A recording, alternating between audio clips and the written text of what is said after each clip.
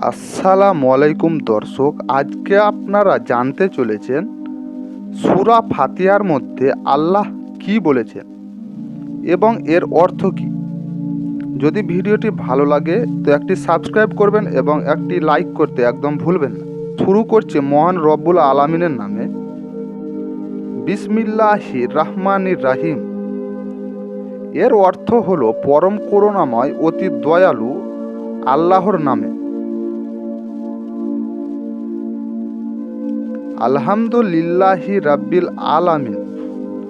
সমস্ত প্রশংসা আল্লাহর জন্য, যিনি সৃষ্টিকুলের রব।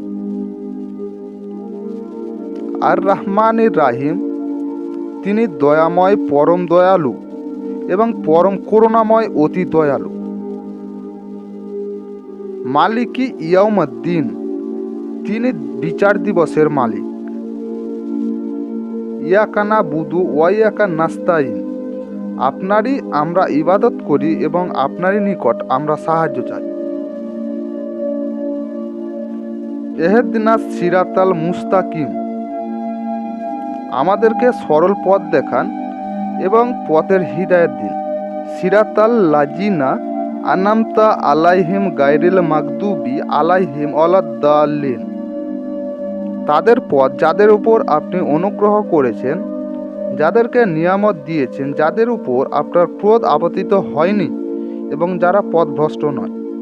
যদি ভিডিওটি ভালো লাগে তো চ্যানেলটিকে সাবস্ক্রাইব করবেন এবং ভিডিওটিতে একটা লাইক দিতে ভুলবেন না।